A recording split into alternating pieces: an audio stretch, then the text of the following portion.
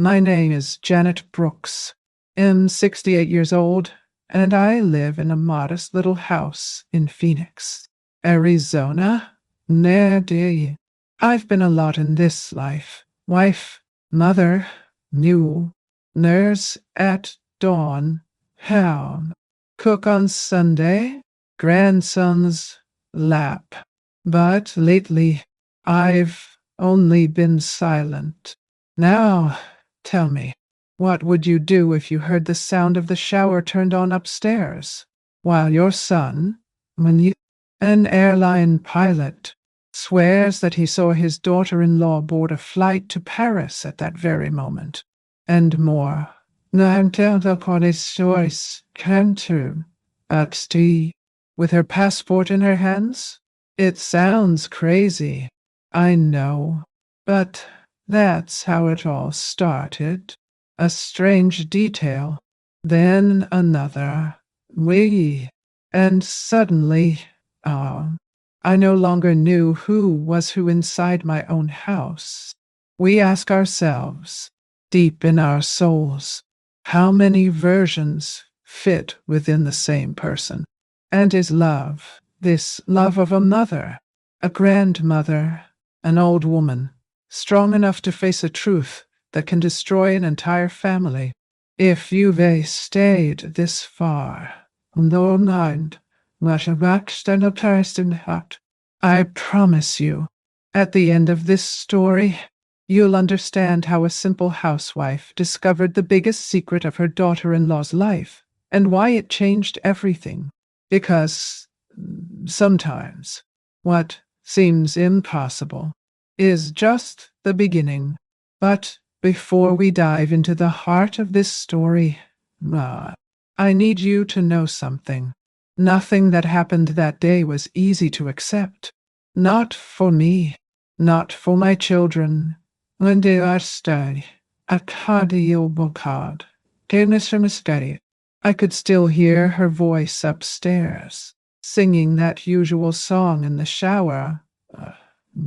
And at the same time, Ivan, my youngest son, a pilot, was saying to me on the phone, in a trembling voice, "Oh, Mom, she's here, on my flight, going to Paris. I have her passport in my hands." I felt my soul leave the body, because she was either at my house or was on the plane. But both things at the same time? Something was terribly wrong. And believe me, it was just beginning.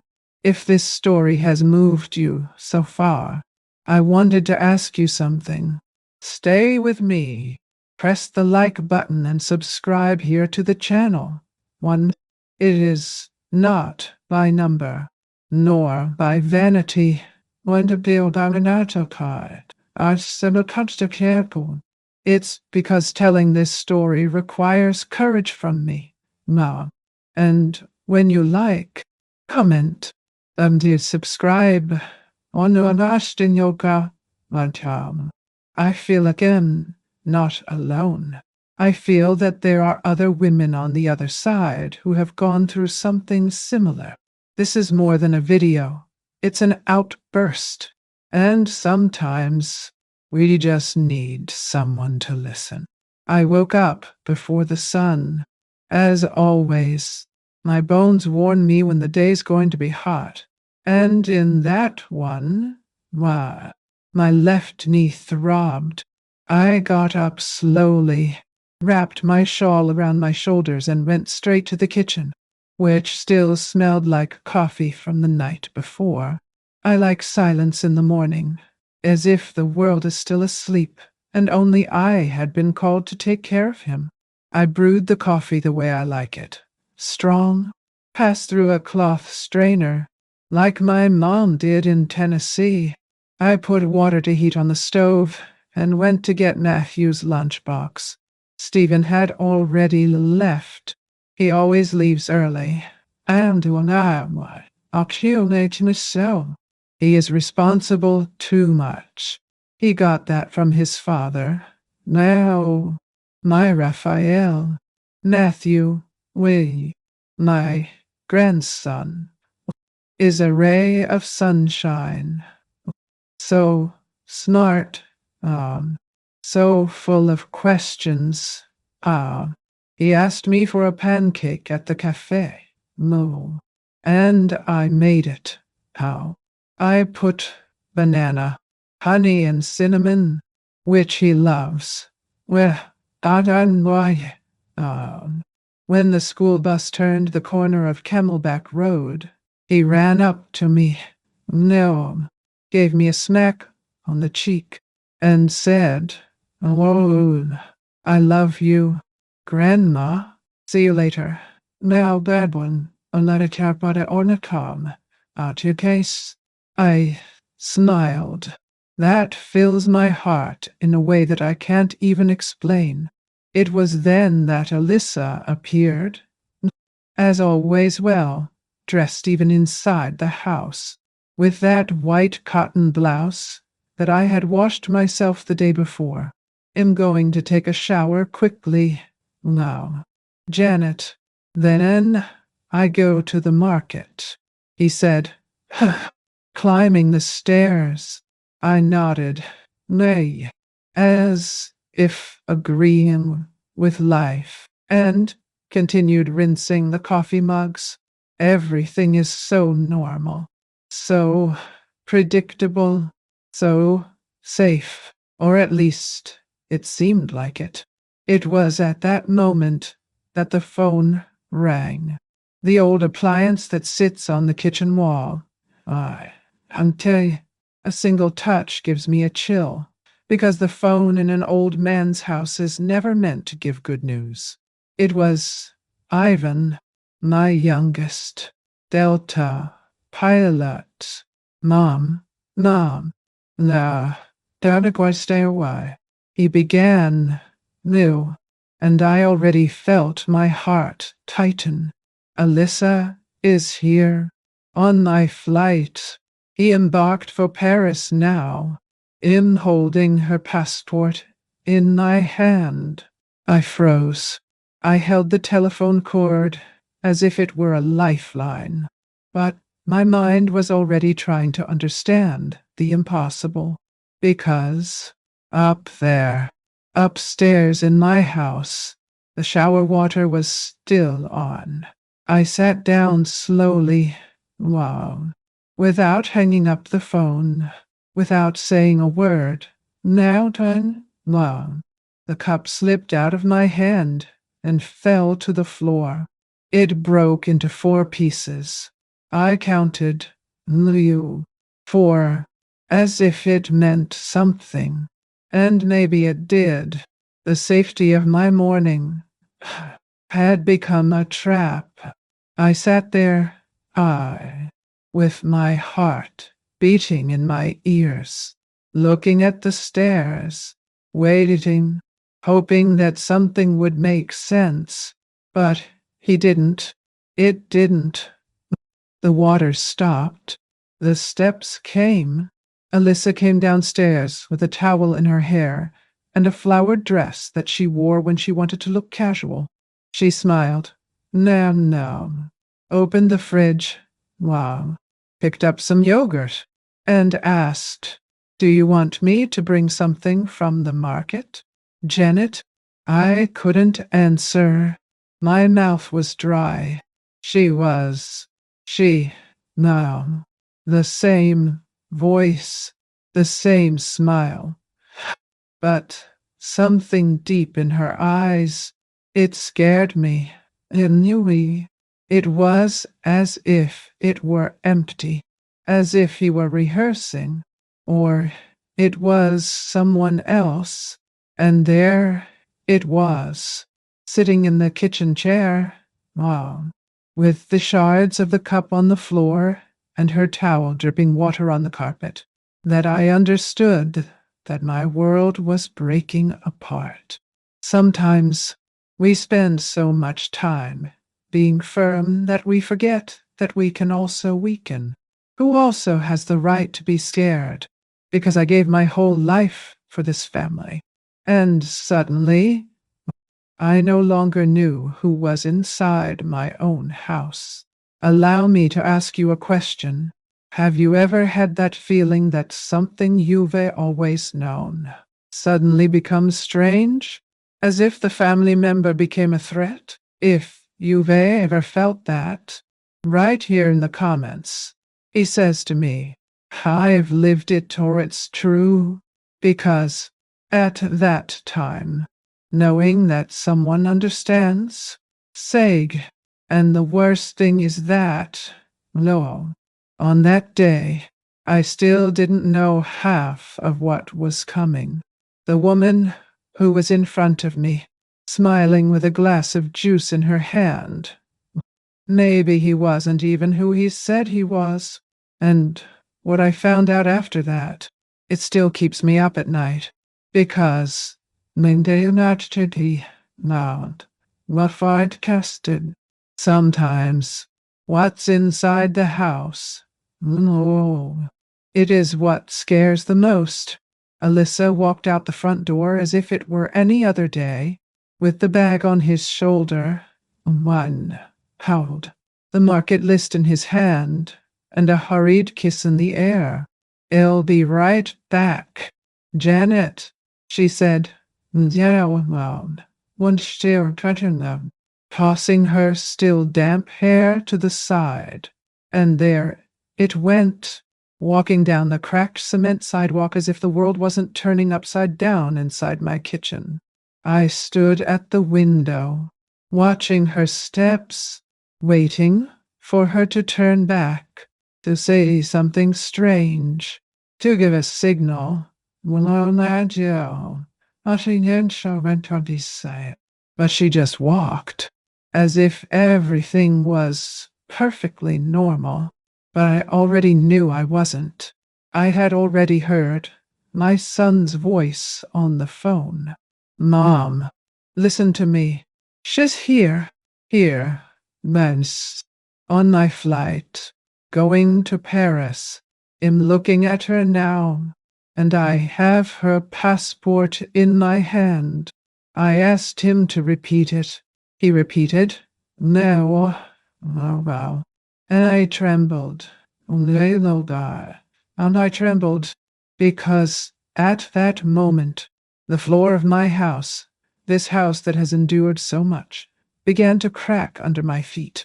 I tried to tell him that maybe I had some mistake, but he cut me off. She embarked with a man. Mom, they are in the executive. I couldn't say anything else. I just breathed. Long. Slowly. No. Like someone who learns to walk again.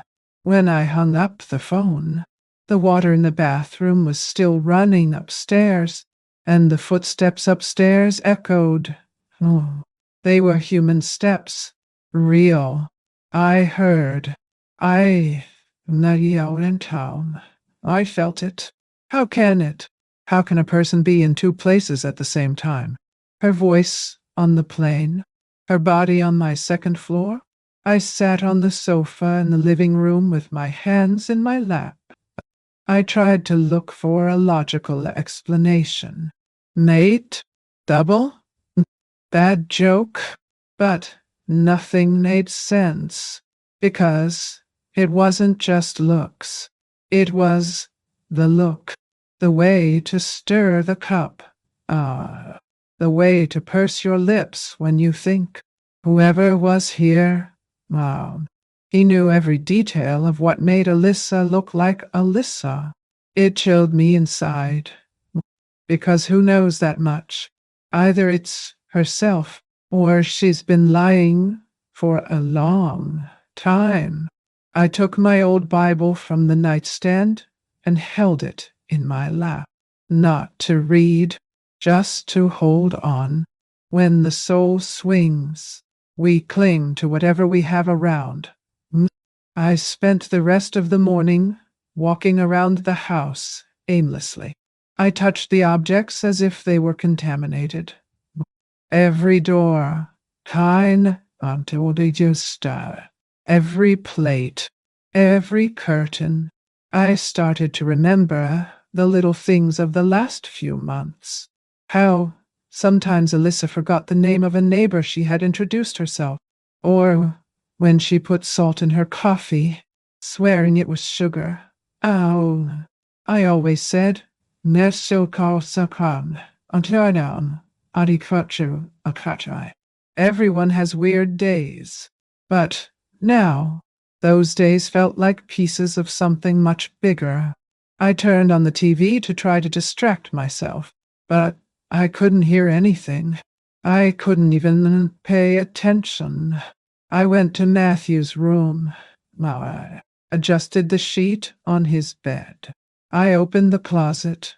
I looked at the toys, a way to remember what I had most true in that place. In the afternoon, I sat on the porch with the sun lightly beating down on my face. I tried to find comfort in that cloudless sky, but inside me there was only fog. And then a memory crossed me. Once, when Stephen was little, he had a high fever. Raphael, then Dionas, my late husband, was terrified. But I stood firm. I put on cold cloths, prayed, and attended the I stayed up all night. When we are mothers, we learn not to despair, learn to observe. Meine Herren, wait, connect the dots. And at that moment, sitting there on the porch, I knew, this is what I needed to do. Do not run, no, observe, because the truth, sooner or later, mine, she escapes, and when it escapes, it either destroys everything or saves those who can still be saved. I just didn't imagine that.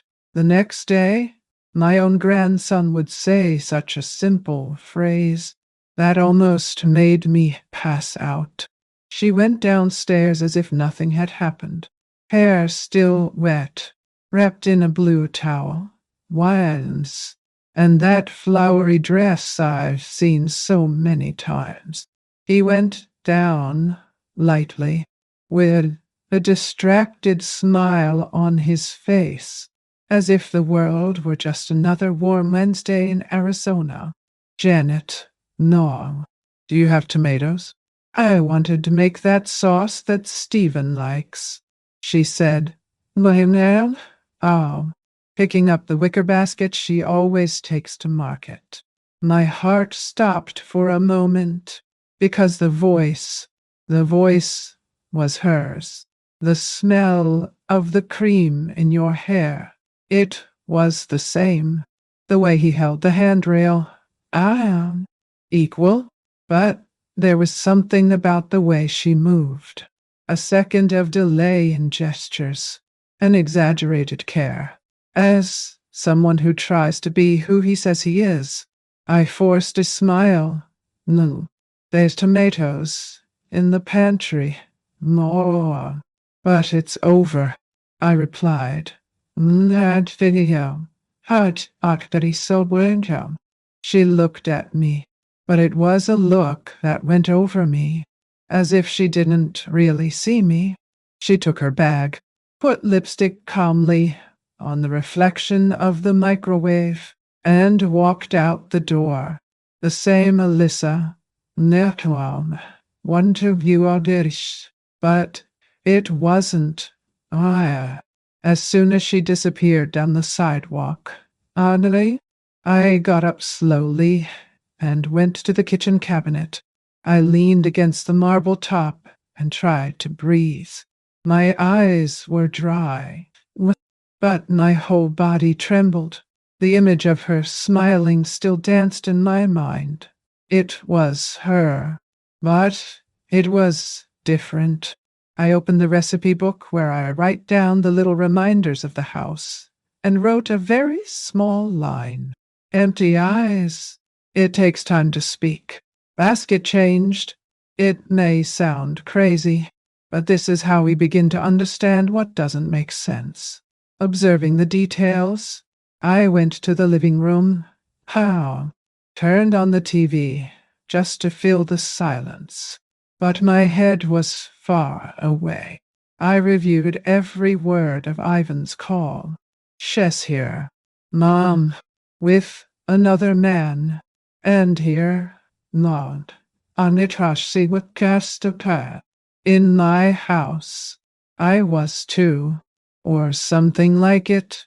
When night came, I sat on the porch with my crochet on my lap, but I didn't even touch the needle. I just stared at the gate, waiting for her to come back. And she came back, smiling again, with the usual bags, commenting that the market was full, that he had bumped into Mrs. S. Collins and that. Wow. Just imagine. The rice was on sale. Macao. I nodded. But inside me, oh, the woman who stood before me was an actress. I watched everything. The way she put the bags on the counter. The way he cut vegetables. It was not the same security as before. He was meticulously correct, as if every move had been learned. Gradually, I noticed other signs. When Stephen came home from work, she hugged him, as usual, but it wasn't the same ringtone. Oh, it was fast, cold. Stephen didn't know her, and men take longer to realize things. But I'm old, and a woman, and mother, and when our instinct screams, it's because there's truth coming from behind. Out. That night, I went to bed earlier, but I didn't sleep. I listened to the sounds of the house. What are you, Morty? The creaking of the ground. What I see. The opening of the refrigerator. Ah, the water in the filter. Why?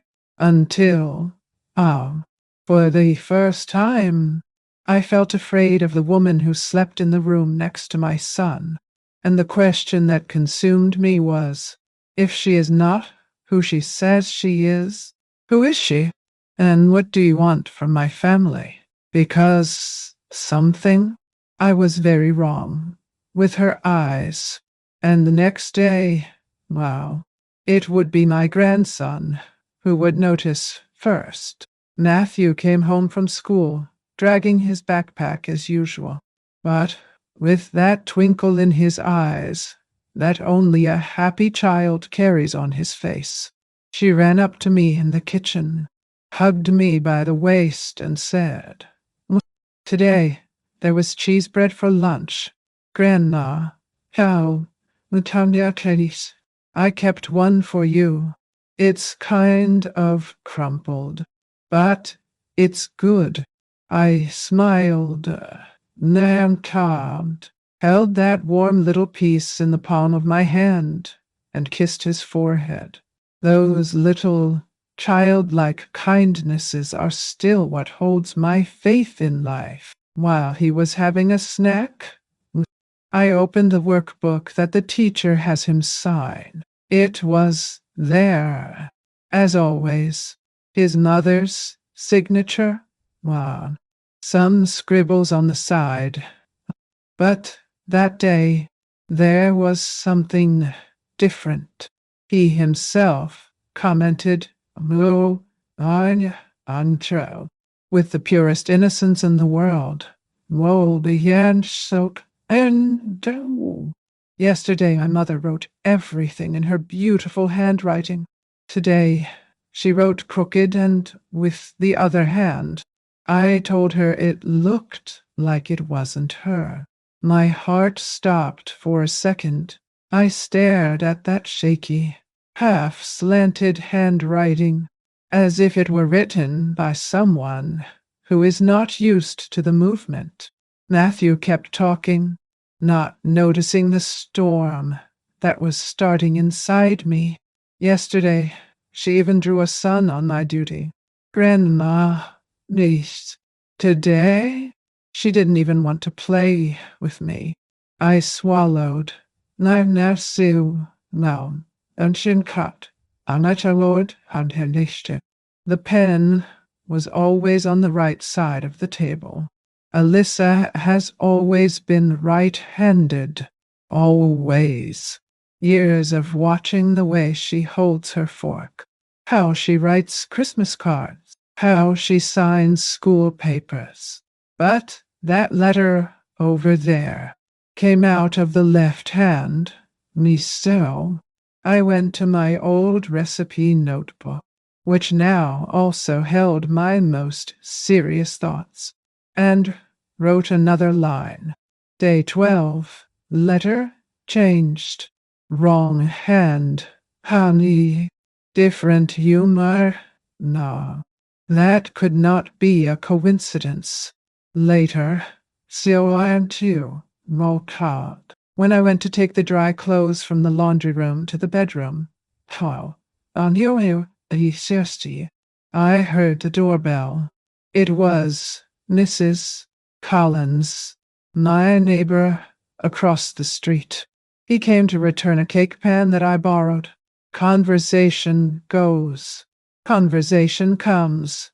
She blurts out, "Oh, Nasser Sihian, I've been watching Tender. I saw Alyssa this morning going to the market. It's strange. He didn't even look at me properly. He just waved his left hand. Whoa, kind of quickly. No, she seemed nervous. Again. The left. Again. The hurry. As if he were someone trying to imitate gestures he doesn't know well. I thanked him, closed the door slowly, and sat down in the chair in the living room. I folded my hands in my lap. My head was boiling, and the more I thought, the more I felt that mixture of anger and sadness. Anger at not understanding, sadness of maybe already knowing. Here, Nistedisiwat at Astolnatomachpam, opening my heart, telling this story the way I lived. So if you're listening, now, sit here with me in this silence and leave a like on this video. Subscribe to the channel too, because I still have a lot to tell you. And sometimes, sharing what hurts, it already relieves.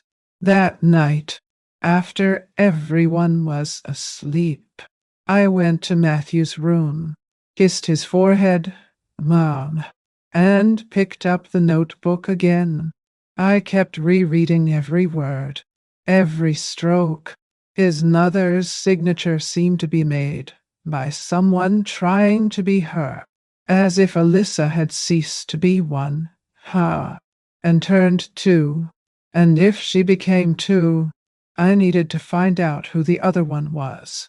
Because what I found the next morning, it was the first proof that someone was faking it inside my own house. And I was closer to the truth than I imagined. The days began to mix, as if time had lost its line and I lived everything in circles. I woke up with the same sun coming through the window, the same sounds of the neighborhood, the same smell of coffee rising from the kitchen. But inside my house, everything was different, not in what was seen, but in what it felt. I started to write down in an old notebook, the one that used to store recipes and shopping lists. Tuesday. Sweet and talkative, she sang while washing the dishes, made fun of the soap opera. No, prepared Stephen's favorite dish. Fourth, poi, harsh, impatient. No. He ignored the coffee. No. Left without saying good morning. Came back with sunken eyes, as if carrying weight on his body. Fifth, calligraphy with the left hand. Matthew showed me the assignment again. And this time, in addition to the exchanged hand, why, Arnold does so, of a Joan Hodgetown. There was a spelling mistake that Alyssa would never make. I sat alone in the room, notebook on my lap, and wrote in small print, Lil. She changes. One day it's a flower, the next it's a thorn. Her words also changed. The vocabulary, the way to call me. There were days when he would say Janet to me softly. There were days when she was his mother-in-law with coldness. Matthew noticed it too. She said to me on the couch, with her little legs dangling in the air, What? Yesterday Mom sang, Silito lindo, just like you sing. Grina, no young. But today, she didn't even want to play with me. That went through me like a knife. Because this song, it was mine. It was from my time with Raphael, from the old radio we had in the backyard. I never sang that in front of Elisa. Neon, out. Or did I sing? And was it someone else who listened? I began to observe even more. When she combed her hair, and she sometimes used the brush on one side, then the other. Morning, why have she gone out? Why she says he was jockey. He slept on the left side of the bed. One. Then on the right. One day he liked tea. In the other, when I'd say was someone, and he didn't have to go see what cried. He spat and said that he hated cinnamon. On Friday, I made pancakes. She said, Hi. Oh, I love those thin pancakes of yours. On Saturday, we don't watch Dale. On Saturday, when I repeated the recipe, she complained, these pancakes are too soft. Janet, I wanted to shout. Yesterday you said you loved it, but I kept quiet because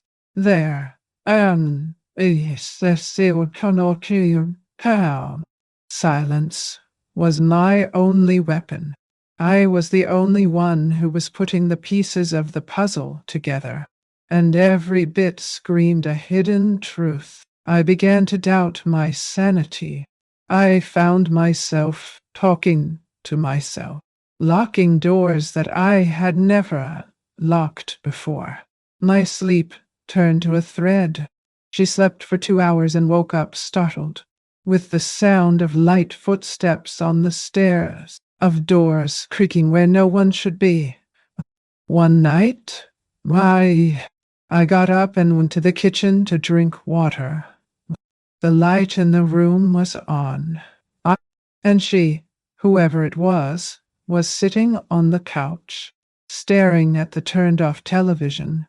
The black screen reflected her face like a mirror. She saw me and just said, I can't sleep. And he turned his eyes to the darkness of the TV.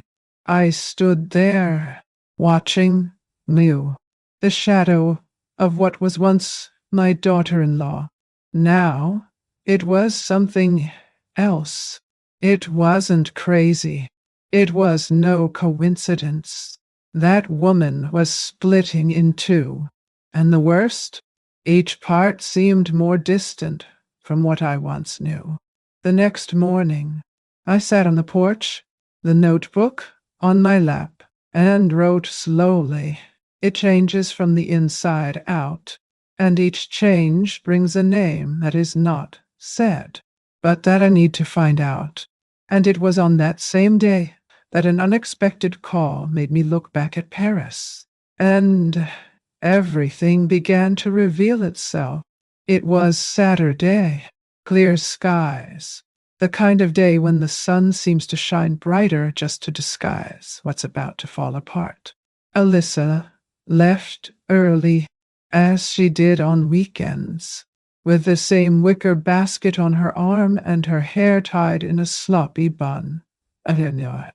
He said he was going to the market, as always, but there was something about her haste that nudged me inside. It was as if the rush was not to go, but to flee. I waited a few seconds, closed my apron, changed my slippers for flat shoes, and left through the back door. I didn't know exactly what I was looking for. I just knew I needed to see it, to understand with my own eyes what that woman, or those women, were doing. I followed the distance. One, Mariel's eyes, one. She walked fast, turned corners naturally, greeted neighbors with a brief wave, but when he turned the third street to the left, already outside the residential area, he began to slow down. Now she looked around. He stopped in front of an old flower shop, which seemed more abandoned. But he leaned against the wall. I almost waited. I hid behind a tree, my heart pounding in my ear.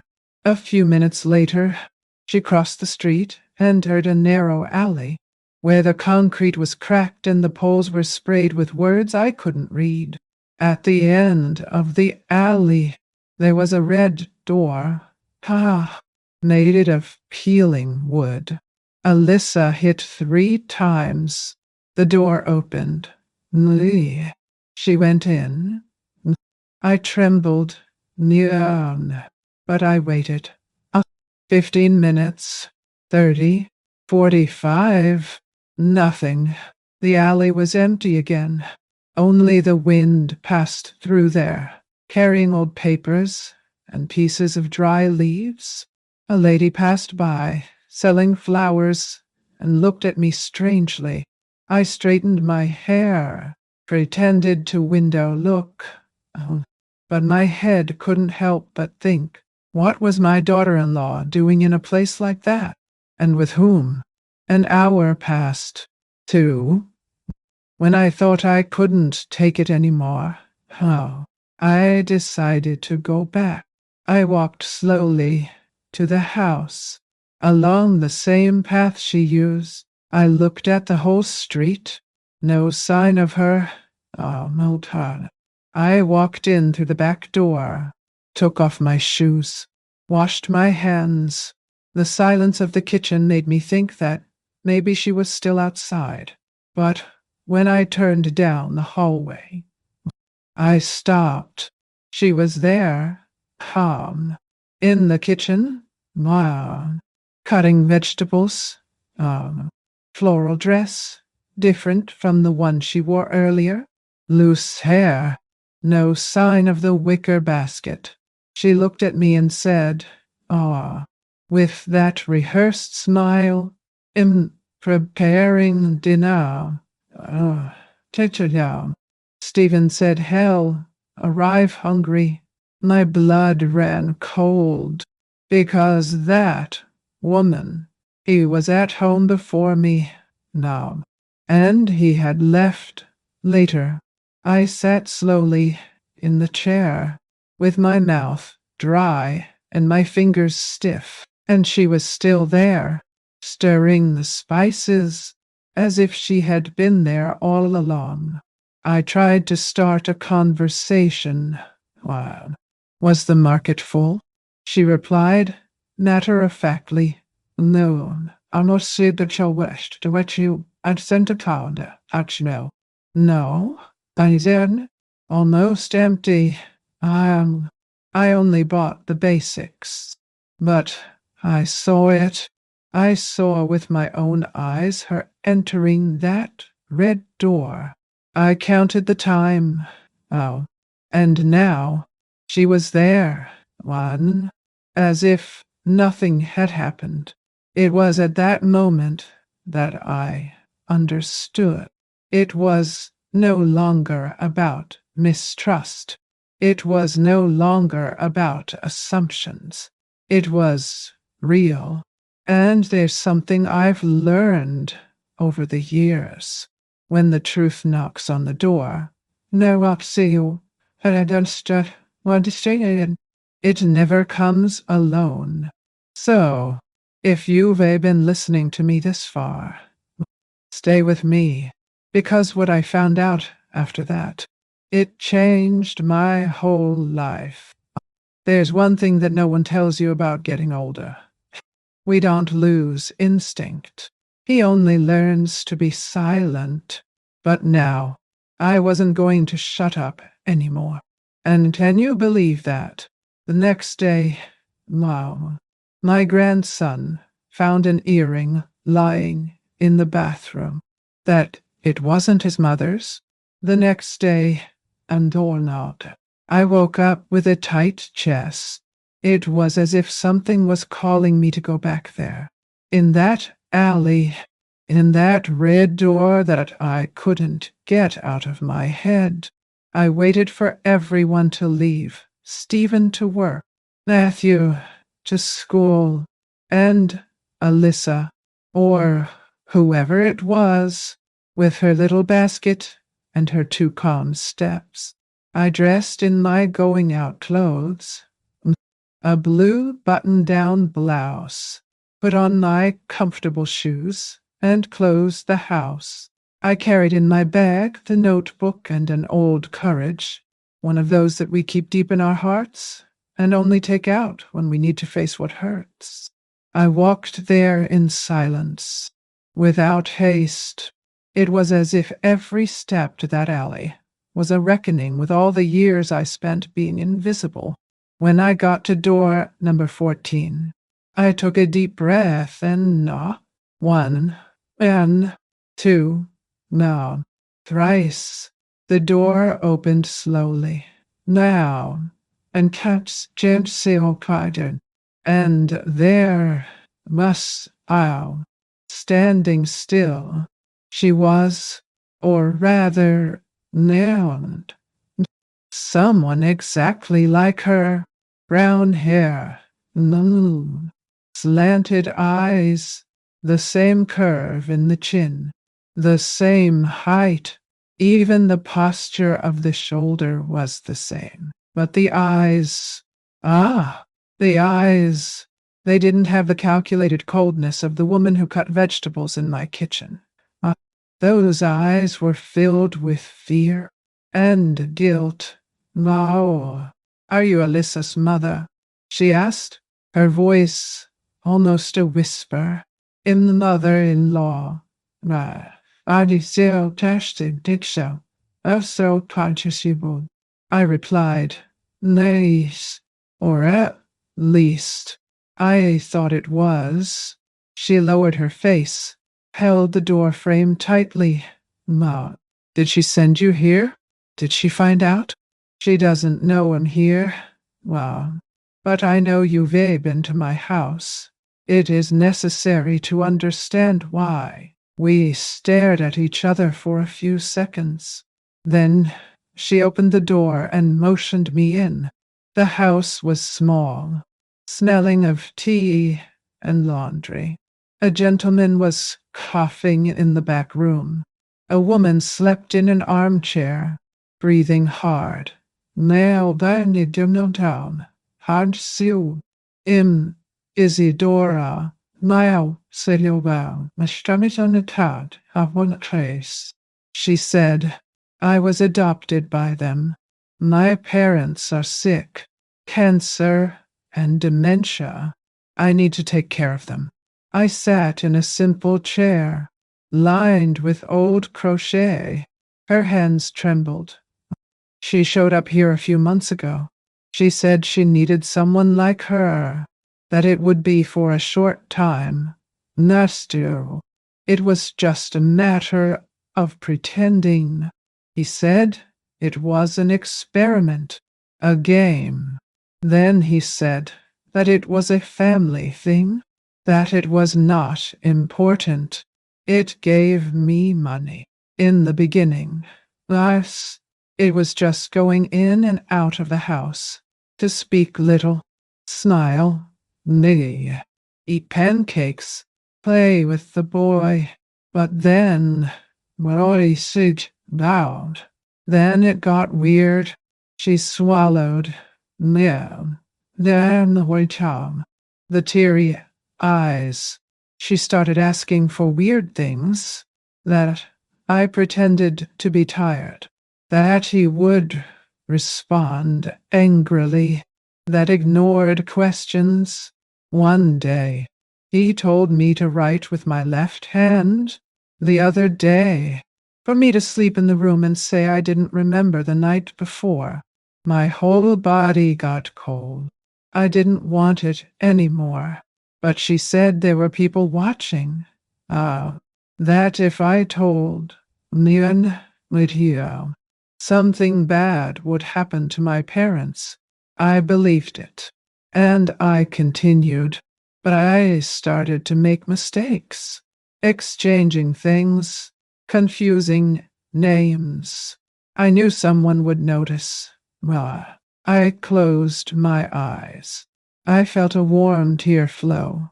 I never sold. Silent.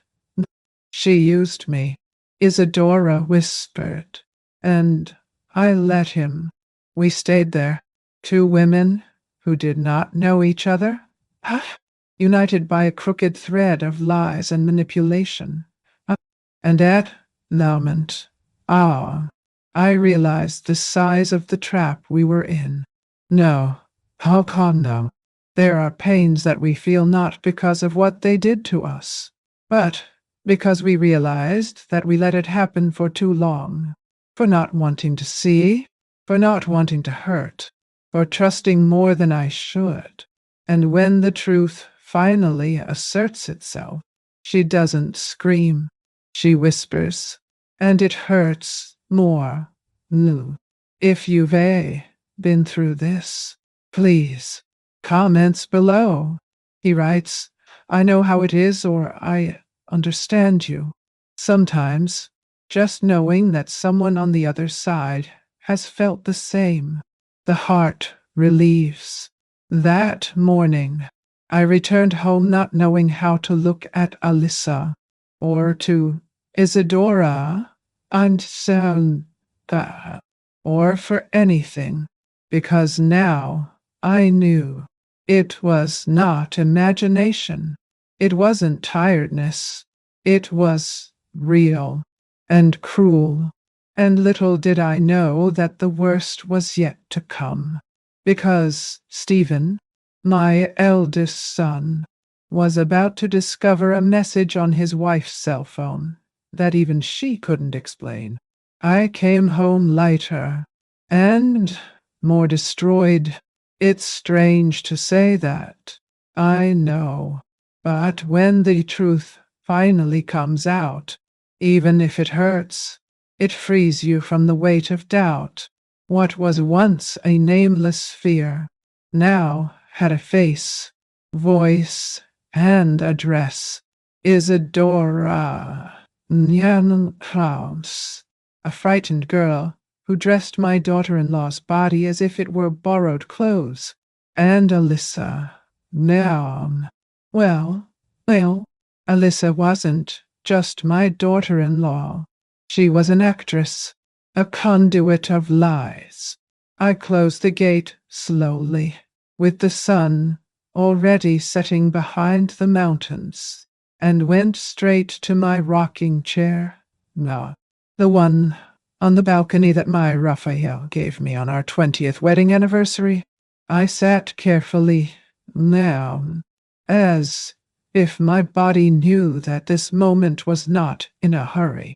It was one of mourning, not for a literal death, but for everything I thought was true. On my lap, I brought with me the old family album. He hadn't opened it for months, maybe years. It was heavy, both paper and souvenir.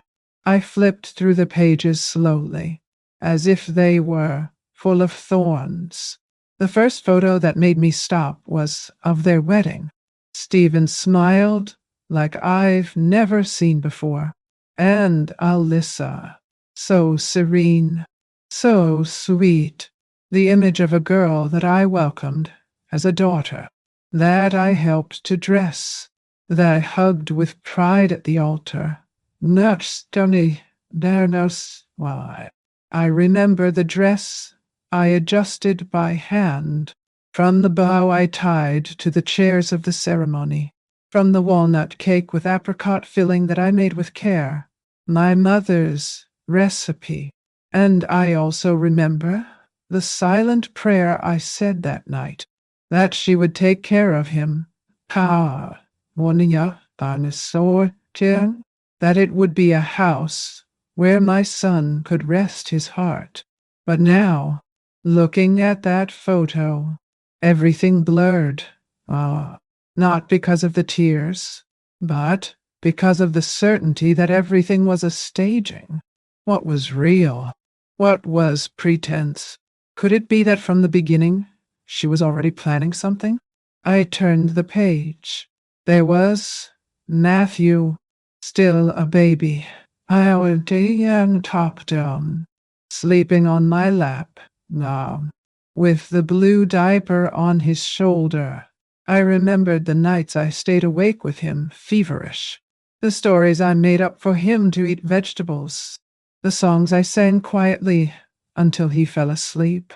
And Alyssa, I always said I was tired, always with a commitment. Wow. A headache. Oh, no. I covered the space. I filled it out.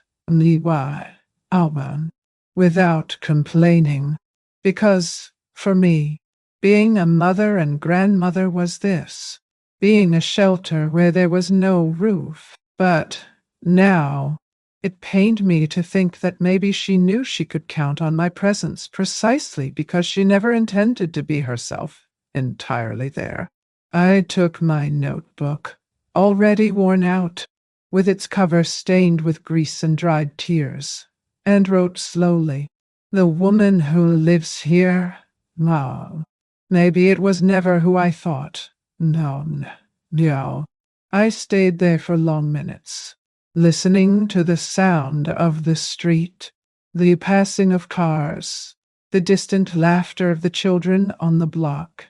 But inside me, everything was silence, a heavy silence, one of those that we only find when we realize that we trusted too much.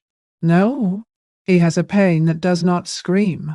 It settles in the body like fine dust. It accumulates in the corners of the soul until one day you realize that you are breathing sadness. I breathed it that night. The gate creaked. Stephen has arrived. Wow. He entered with tired steps, passed me and gave me a distracted kiss on the forehead. Good evening, Mom. I smiled back. I didn't have the courage for anything else. He went in. How? He turned on the shower. One was also, and I continued on the porch. The sky was beginning to darken. The stars were already pointing one by one. I thought about talking, on counting, but it was not the time. Not yet. No. That's when I heard him scream from the room. Mom. I got up slowly, my heart racing. Entered. He was standing there, with his cell phone in his hand. The screen lit, his eyes wide. Why would Alyssa be sending a message to a number saved as K? And why she wrote, "The other one is back. Tomorrow you can come. I have the ring." Nefs. Naui. My mouth dried up. He continued, "I Collins, did you get around? And this picture here? She sent an engagement ring, which is not ours." And at that moment, for the first time in a long time, I saw my son doubt the woman with whom he shared his life. And if you think that was enough to bring everything down, just wait until you find out what I found inside her closet the next day. Because there are things that not even a mother's love can sweep under the rug. I returned to the alley for the third time that week. I no longer hid as before. He walked steadily, his notebook in his purse, and his heart sewn with a line of pain and lucidity. The red door was ajar, and it was Lucy who appeared in the dark hallway, Isadora's roommate, the shy girl who barely spoke to me on the first visit.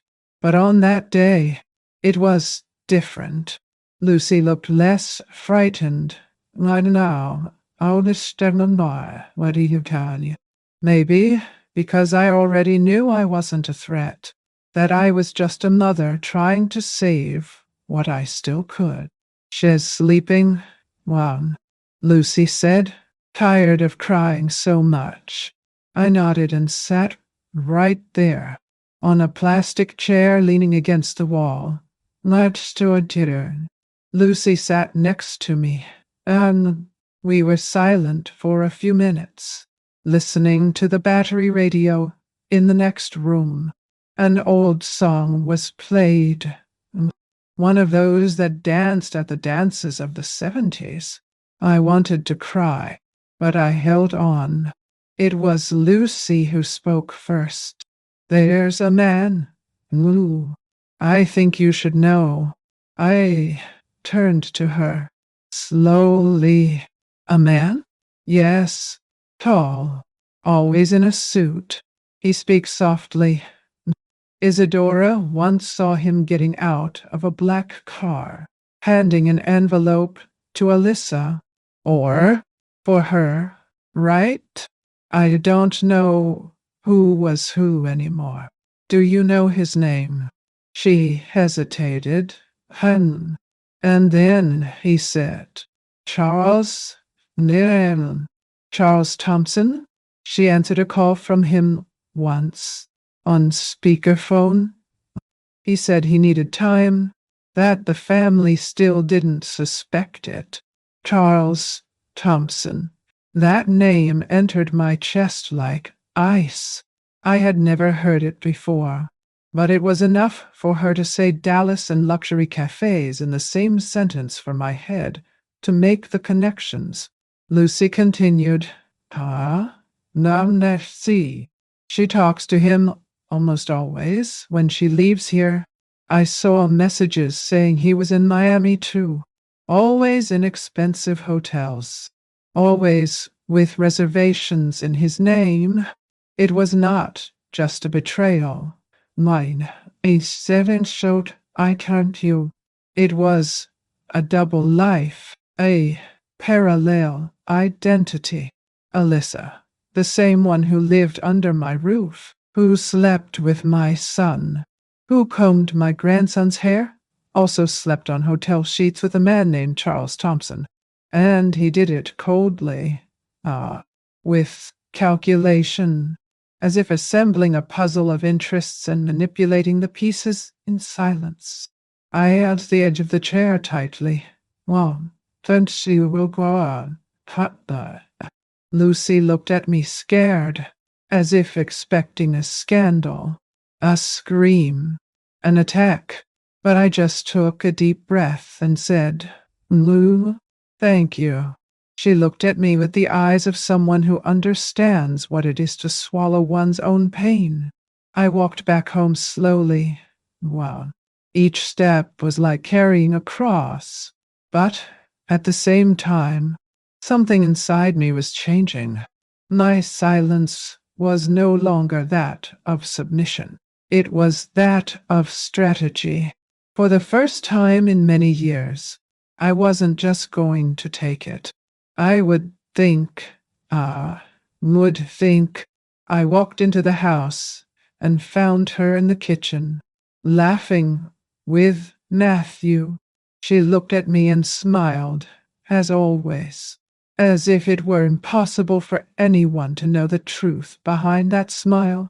And that's when I felt this woman thought she could fool us all forever. But he wasn't. Matthew deserved to grow up away from this lie. Stephen deserved to know who he shared his life with. Wow.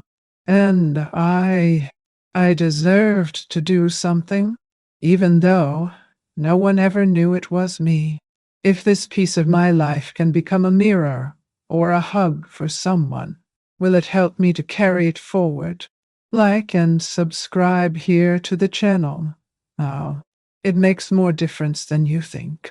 Sometimes we just need to feel that we are not alone in this world. That night, I didn't sleep. I was reviewing everything. The exchanges, the silences, the name Charles, the luxury cafes, and for the first time in decades, pain turned into lucidity. Oh, and lucidity became a plan, because if she thought no one was paying attention, it was time to show that there are mothers who, even if they are silent, they see everything. And the next day, wow, when I opened the drawer of her office, I found something that changed the course of everything. Tickets to Dubai, to Dirham, and out on her behalf, and in the other, oh, a name I had never seen before, and that it was going to take me straight to the bottom of the well. Well, the next morning, with the sound of birds still taking over the street and the smell of coffee filling the kitchen, I went up to the attic. It was a corner of the house that no one had visited in years. He kept souvenirs, junk, boxes of old papers, but I knew if there was any concrete proof of what she had been doing, it would be there. I crouched down slowly. When new opening boxes of files that Stephen used when he started his own business. Everything was too organized, as only he did. Now, but at the bottom of the third box, I found what I was looking for.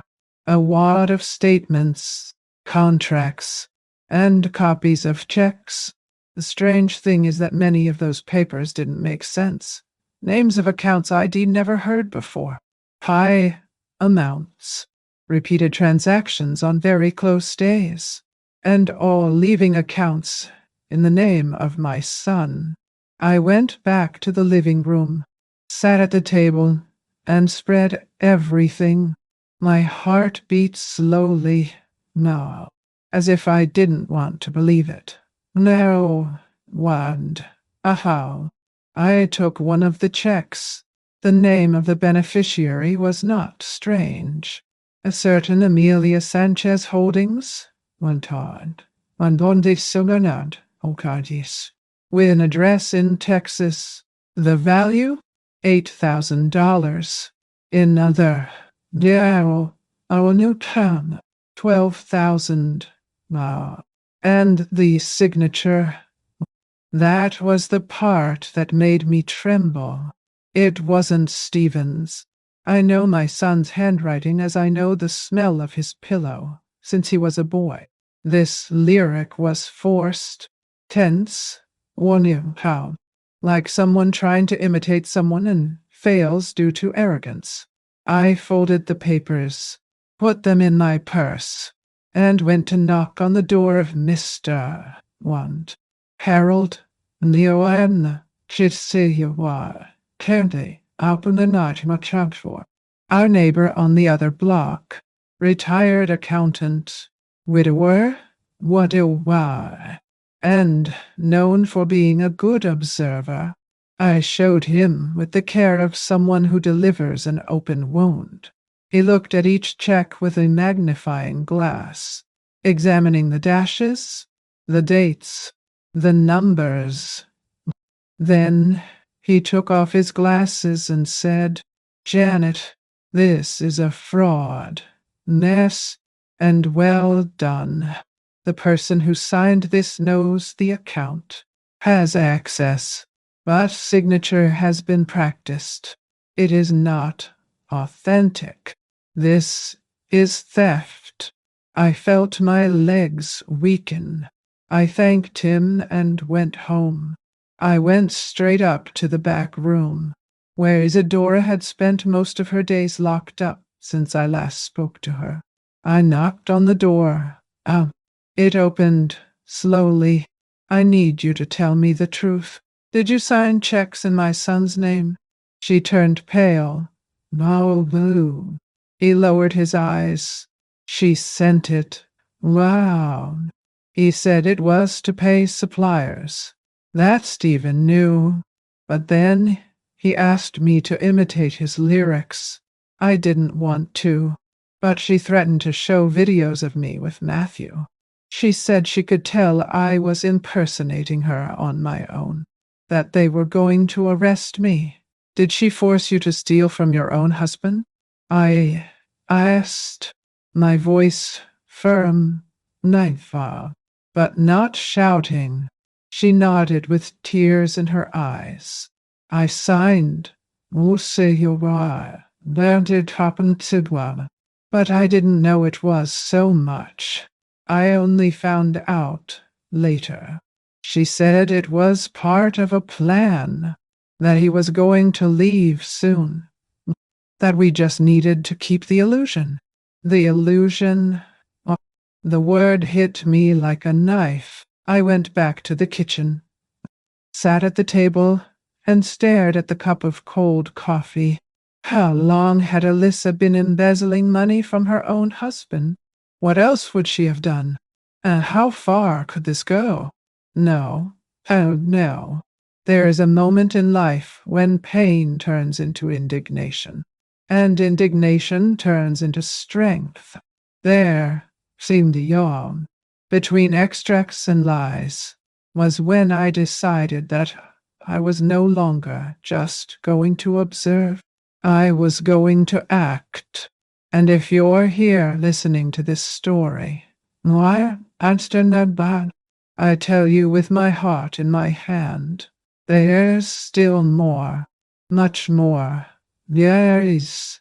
Because what this woman did to my family didn't stop there. She wanted to destroy everything we built with work, love, and sacrifice. And there's a phrase that hasn't left my head since. If you destroy someone's home, one else be ready to see your own crumble. And this ruin had already begun. But what I didn't know yet is that the next clue was going to be hidden inside a necklace that I gave her myself, and that she never took off her neck. Until that day, it was on a sultry Monday afternoon that I decided to visit Mrs. Jones. Her house was in a forgotten corner of Glendale, surrounded by rose bushes that grew a little wild, as if life there insisted on blooming, even when everything was falling apart inside. I brought a corn cake and apple juice, as I always did when I needed to open difficult doors. She greeted me with a tired smile, leaning on a faded blue cane. "On top of those, on some old dinner. Come in, Janet."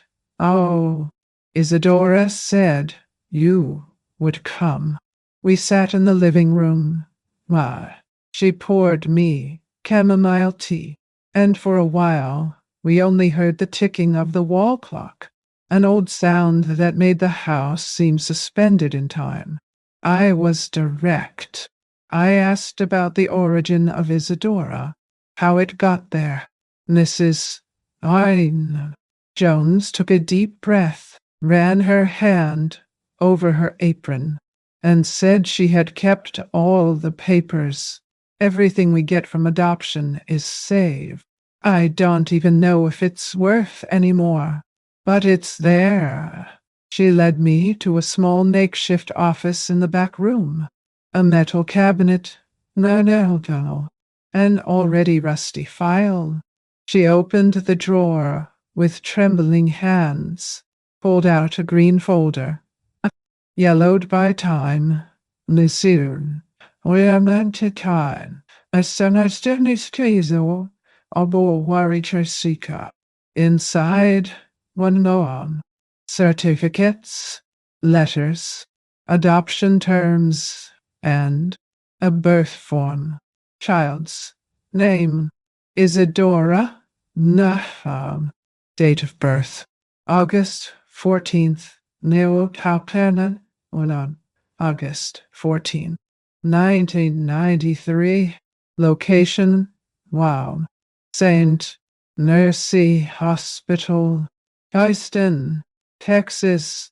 My heart stopped. I knew that hospital because Alyssa was born on the same day, in the same place. I took another roll, a note stapled to the back. Complicated birth, none. Twins separated by medical decision. The mother gave up one. How? I couldn't breathe. They were sisters. Twin.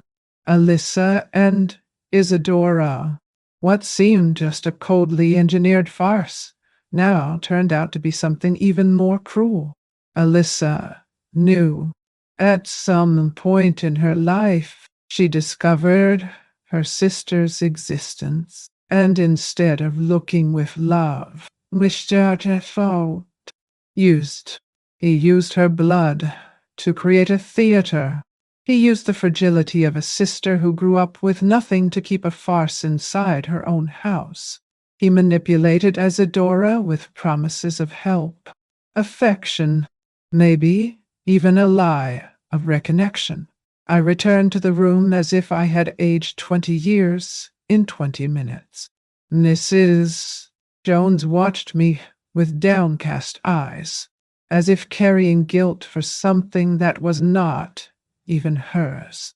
She was a good girl, Janet. It always has been. It only became strange after this girl appeared. He said he wanted to help. How? Then, Isadora began to disappear for days. She came back nervous, silent. How? One day he told me, crying, that he had a rich sister, Mom, but he never explained it properly. I held her hand. You are not to blame. The lady welcomed it. It helped. I left that house with my soul shaken. As I drove back, with my sweaty hands on the wheel and the radio off, a phrase hammered into my mind. She didn't make up a copy. She discovered a part of herself and used it as a shield. I stopped on the side of the road, took a deep breath, and cried, No. You know, there are memories that mark us like red-hot iron, and sometimes they are not even ours. They are memories that come through the eyes of others, through the pain we see in the eyes of others. That afternoon was one of those. If you've ever had a moment like this, which was engraved in your soul as if it had just happened, share it with me here in the comments. He writes, I've lived it, or I remember it to this day. Sometimes, opening this chest helps more than we think. I returned home in the late afternoon. Alyssa was in the backyard, watering the plants with the same serene expression as always. But now I knew every smile was a tactic, each gesture was rehearsed. I went straight up to the bedroom, sat on the edge of the bed, and stared at the mirror for long minutes. For the first time, I didn't just see a betrayed mother in law. I saw a woman in the eye of the storm. Right, a mother who knew too much, and that he would still know more. Because that night, when I reviewed one of the old photos of the wedding, I noticed something in the background of the image, something that was there all along, a face, a look, a detail that was going to change everything, and that would take me straight to Charles Thompson's address. I spent the whole Saturday with the house in silence and my heart screaming. Every corner seemed to breathe along with me. The chair on the porch, the glass platters on the shelf, the antique silver cutlery ID inherited from my mother. It was the day to prepare the most important dinner of my life. It wasn't just food. It was the table where the truth was to be served. Even if choked, I called everyone. Ivan, Nuan, Stephen, Isadora, and Countdown, Lucy, and of course, Alyssa, Maldico, Arnasel Castelcan, or the one who still played Alyssa. How? I put on the white towel that I only used on special dates. I took the porcelain crockery out of the cabinet. I made tilapia with garlic and lemon. Matthew's favorite dish. Creamy rice, avocado salad with tomatoes, freshly made cornbread, all as if it were a celebration. But deep down, it was a siege. The first to arrive were Lucy and Isadora. The girl seemed like a shadow of herself, but she accepted my embrace with a tenderness that only those who have been wounded too deeply have. Stephen and Ivan arrived together, bringing a silence that I recognize. It was the kind of silence of those who suspect, but he still doesn't want to see it. And finally, Alyssa. INFCL, flowery dress, loose hair, smile in the corner of her mouth, as if there was nothing to fear. We sat down. Dinner began. Matthew ate happily, not understanding what was coming. Ivan exchanged glances with me, discreet but firm. It was time. I brought this here, he said, Nayan Mahal, pulling an envelope from his pocket.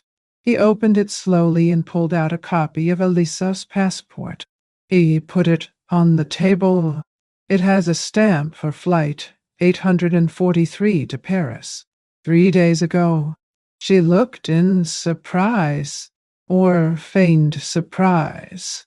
I watched every muscle in her face, like someone reading an old text, looking between the lines.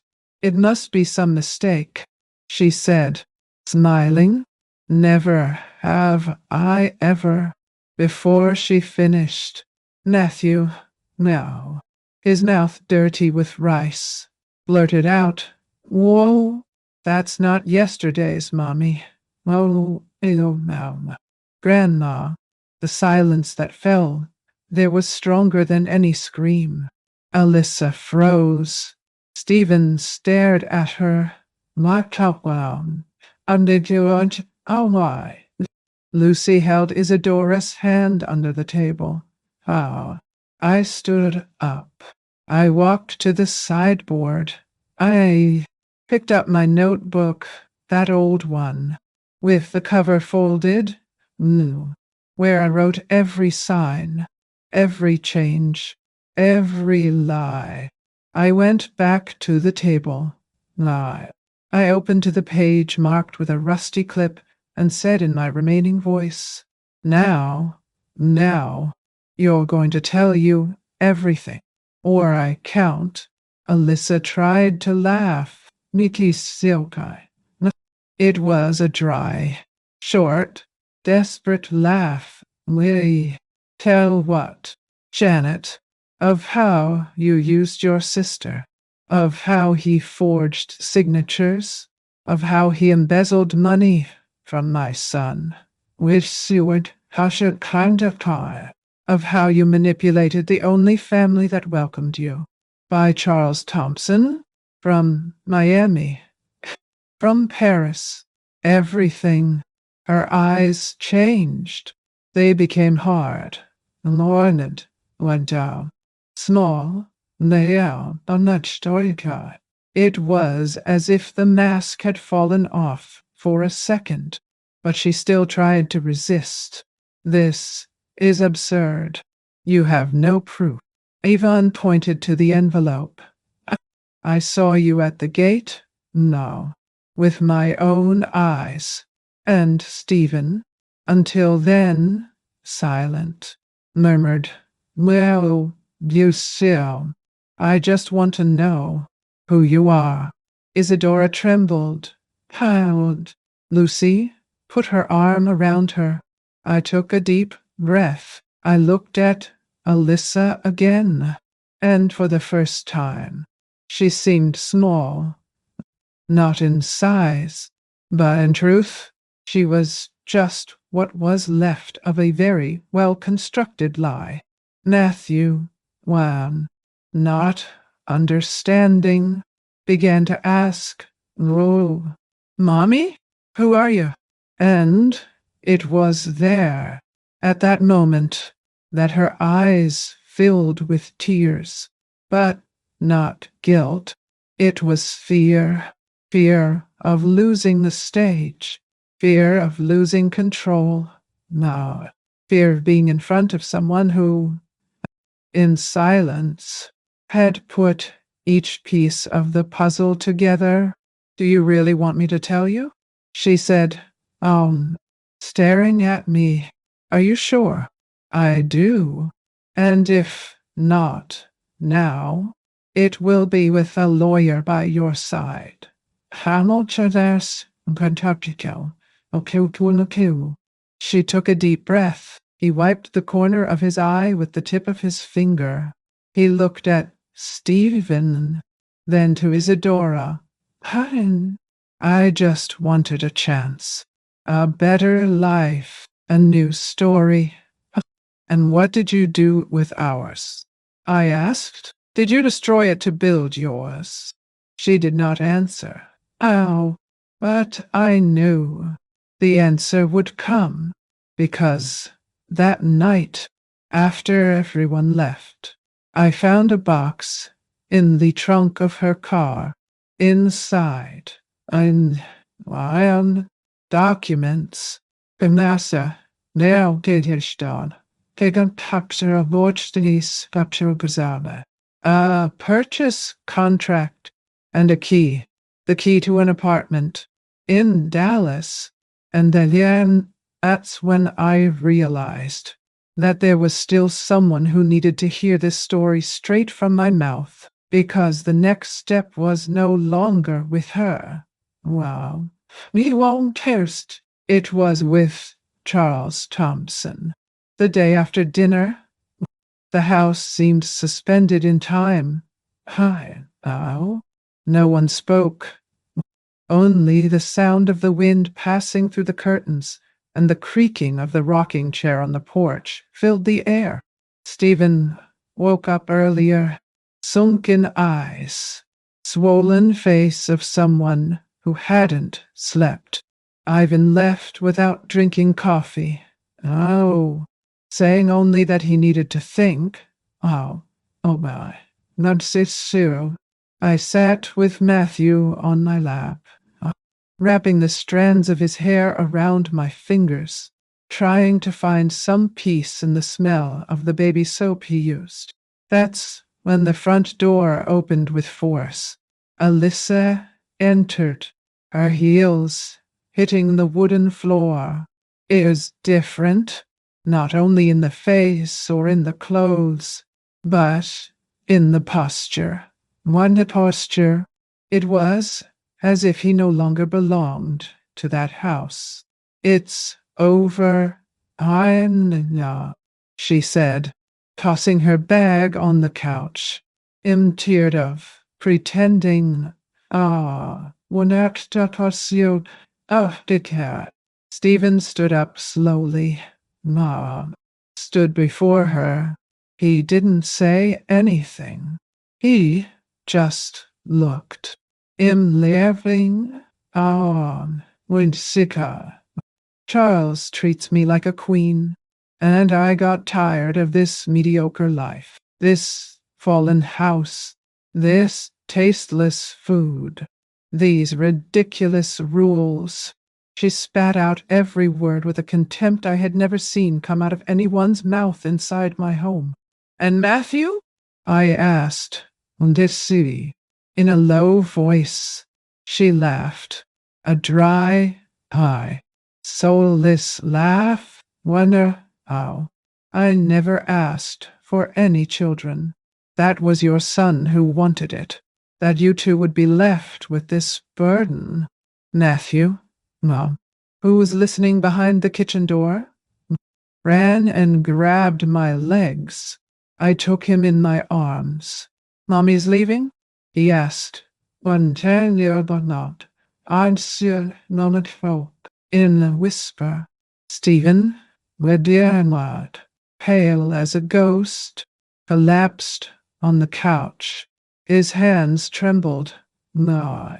Ivan appeared at the door, but Alyssa was already turning to leave. Do you think I'm the villain? She said, before slamming the door. Nay, none. You can't even imagine who Charles is. And he left, without looking back, without picking up a suitcase, without a photo. No, last Sunday high, because they said he seemed to, without a hug. The silence that remained was that of a cemetery. Stephen cried softly. Ow! His head in his hands. I took Matthew to the bedroom, sat with him on the bed, pulled the blanket, and held his small hand tight. Now is Grandma going to sing to me? He asked, his eyes wet. I just put my lips on his forehead and kissed it. A kiss of promise, a kiss of courage. While he slept, I stood there, watching the ceiling, my lips down, feeling the weight of everything. Alyssa had left, yes, but the pain she left still occupied every room. Wow, I knew that the worst part wasn't the abandonment. It was what would come later, because when a woman despises a home, everything can be rebuilt. But when she hides what Charles Thompson hides, what is revealed can destroy even more than a lie. And it was in that early morning silence, sitting next to Matthew asleep, that I made my decision. I went to the end, and he was going to tell me what Alyssa never had the courage to say. Stephen spent the next few days as if walking through a thick fog. He didn't talk much, barely ate, and sometimes I found him standing in a garage with a wrench in his hand, staring at the car's engine as if the world had stopped making sense. That's when I understood. It wasn't just the end of a marriage. It was the end of the illusion. My son has always been silent, like his father. He's Raphael was also suffering inside. Abaya was Statuton. When the disease appeared, when, he stood there, quietly on the porch, looking at the horizon as if waiting for the pain to evaporate with the wind. Even now had that same look, not of anger, not of hatred, but of emptying, as if something inside him had been ripped off with his hand. Isadora, in her own way, began to approach with small gestures. A plate of soup left on the table, the dishes washed without fanfare, none. A drawing that Matthew made, and that she helped paste on the wall of the hallway. The care was visible, but also the weight she carried. One day, she asked if she could help with Matthew's lesson. I saw Stephen hesitate. His eyes stopped on her as if staring at a cracked mirror. The resemblance was so much that it hurt. But there, Leo, at the tip of the gesture, there was something different. The way to hold the notebook. The voice is low. The request for permission before anything else. You can, he said, almost in a whisper. But stay there, in the living room, not in the bedroom. Oh, she nodded. Why? You wanted tea. Understanding the limit. Oh. And she sat next to the boy, with that affection that cannot be taught. No, I watched everything from afar, like an old gardener who watches the seedlings sprouting again. Even after a cruel winter, it was not time to prune, nor to force any flower. It was time to let time heal what haste only hurts. At night, I sat in the rocking chair with my blanket on my knees and thought about how many women like me have seen their children break like this, in silence. How many mothers have to hold back their own tears to be able to hold the world of their children in their arms.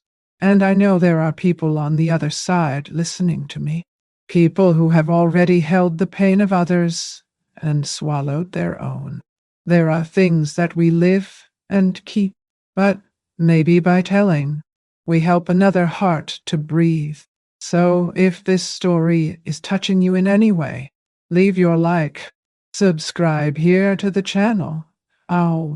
Let's make this story reach those who need to listen.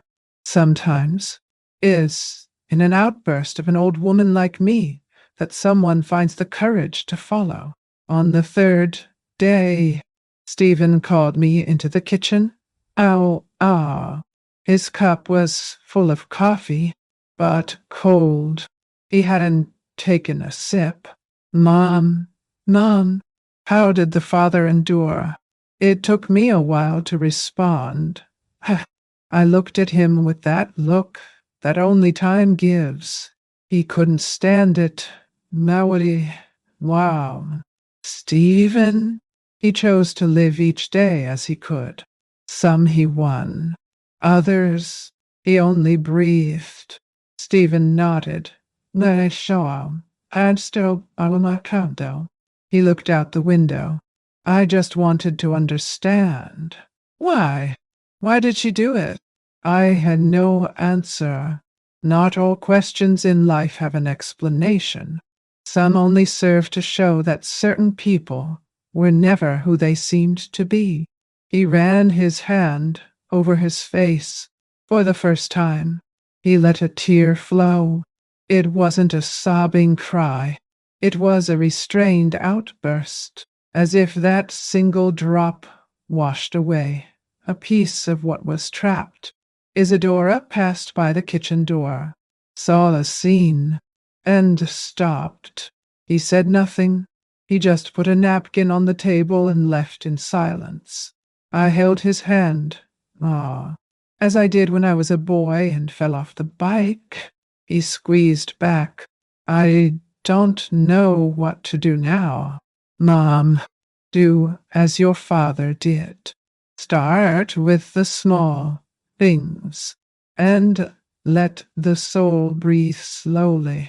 Night came with a light breeze. Matthew was asleep.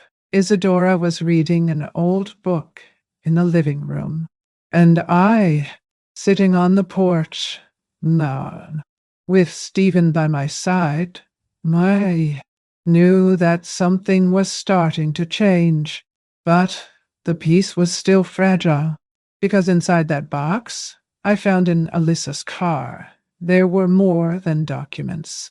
There was a receipt, a name, a date, and an address. And this address, it was in Texas, and there someone still needed to look me in the eye and tell me why this all started. The days began to have a different rhythm. I'm so cold. I would not gonna stay, as if the house had learned to breathe again. It didn't happen overnight. Nothing beautiful blooms in fright, but the cracks were adjusting themselves inside, like earth that recomposes itself after the rain. Isadora started to come every day. He arrived early, with his hair tied in a crooked bun, and a knack of someone who still asked permission to exist. He started by helping with Matthew's chores, then with the dishes. One day, so I asked him if he wanted to learn how to make the cornmeal bread that Stephen had loved since he was a boy. She smiled widely. You can't sit and stand. I'd sing the charm. With that smile that cannot be learned, the one that only those who have never had much offer with such gratitude. In the kitchen, nearly, I saw though don't so. We laughed. We missed the point of the dough. We put too much cinnamon, and the oven burned the edges.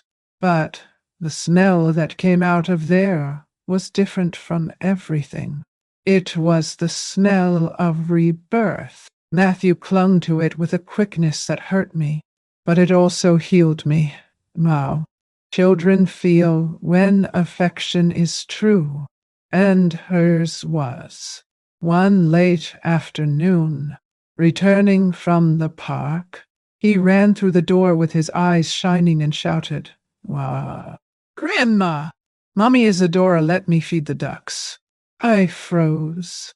Stephen listened too, standing in the living room, with a cup of tea in his hand. Time stopped at that second. Matthew, innocent, no, did not notice. He continued to tell about the ducks, the grass, the popsicle he drank. No, Isadora, Ididora, behind him, turned pale. See, kind of to not knowing what to do with her hands. Stephen looked at her, then to his son, and then he let out a sigh.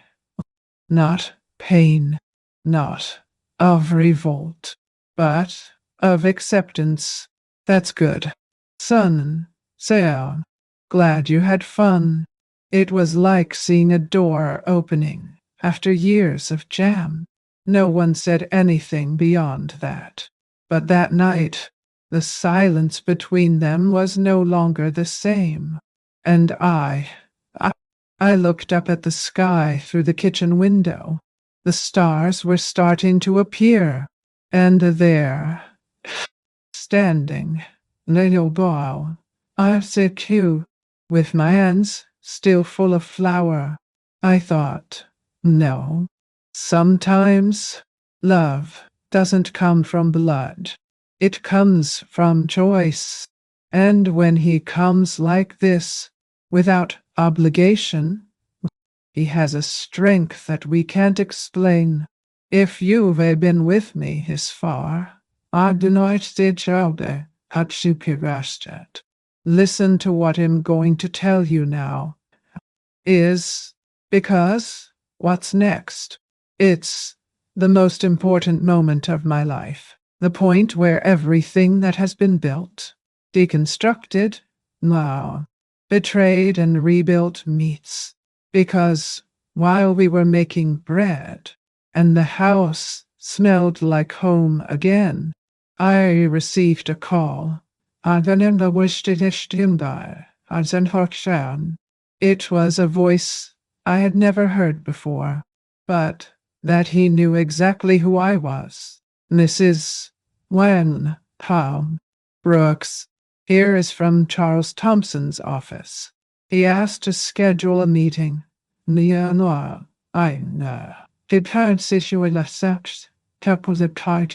In Dallas.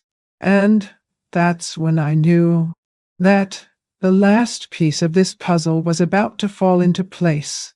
It took almost 5 months.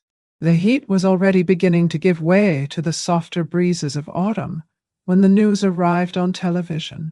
I was in the living room with Matthew, watching cartoons, waiting for the bread to rise in the oven, when the shift interrupted the schedule. Those red letters and the urgent sound that we already know. And there, stamped in the center of the canvas, with her face downcast, her hair untidy, and her gaze that knew no direction anymore, was Alyssa. The reporter spoke quickly, in a serious voice.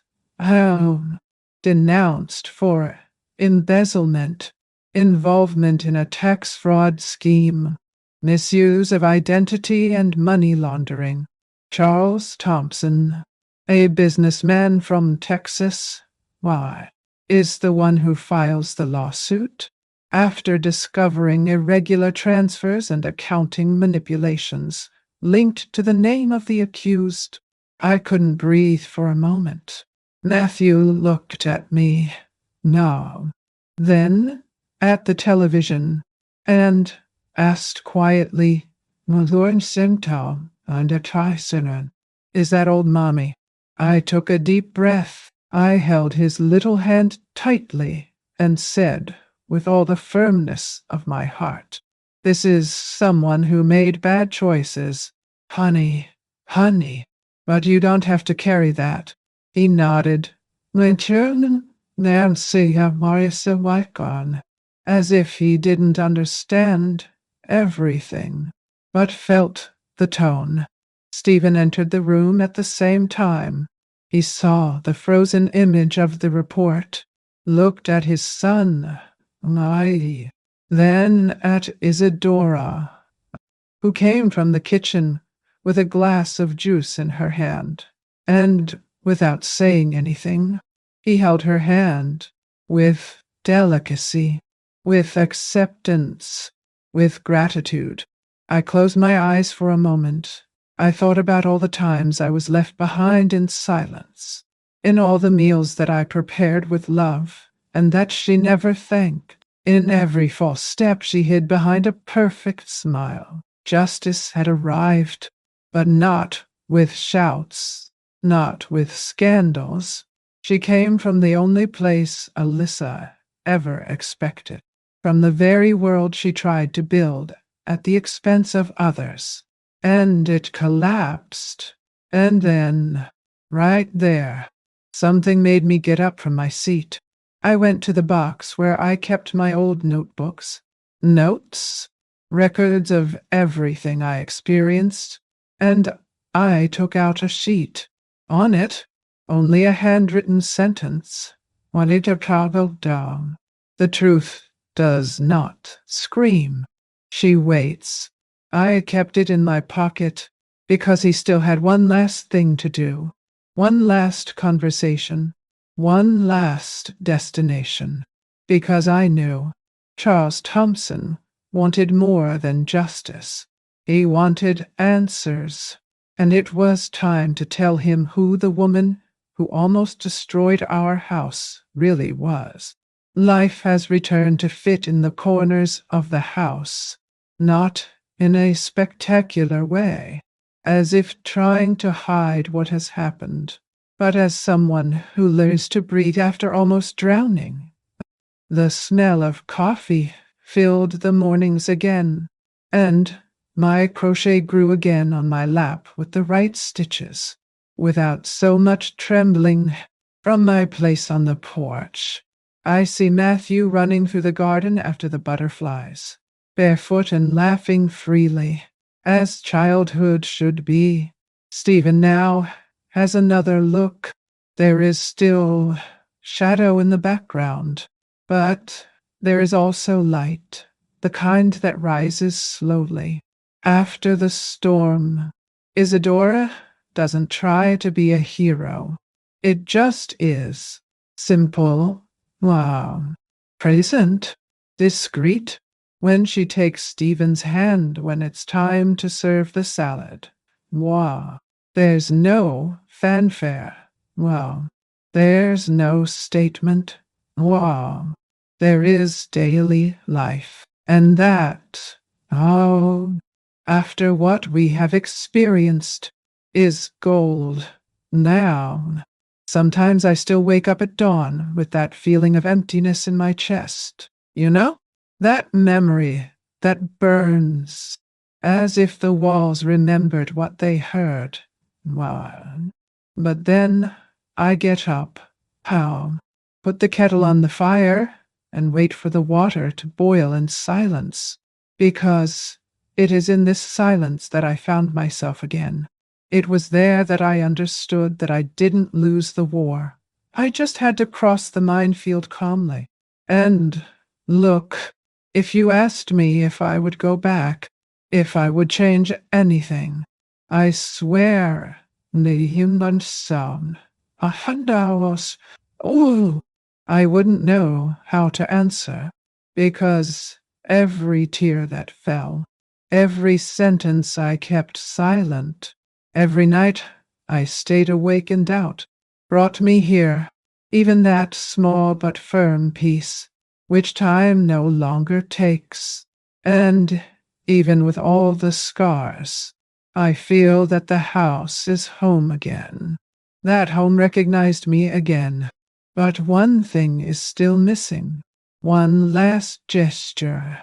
An envelope that I kept with my name written by hand. A meeting that I have postponed until now. Because before life takes its final course, there is someone who needs to listen to me. There is someone who deserves to know the truth. And am the one who will tell you. Last week, I sat again on that balcony that was witness to almost everything. There was sun, there was breeze. I had my notebook on my lap. I wrote slowly, with the same handwriting I used to leave snack notes for my children in childhood, to write down recipes in the time when love was measured in spoonfuls. This time, now what I'm no daughter, what years soon, I wrote like this. One day, I gave my whole life for this house. I cooked, raised, shut up, and waited. When the betrayal came, I didn't scream. I just watched. I saw the lie reveal itself, like dirty laundry forgotten on the clothesline. I didn't need revenge. It was enough to let time do its work. And he did. Ah, Alyssa is where she should be.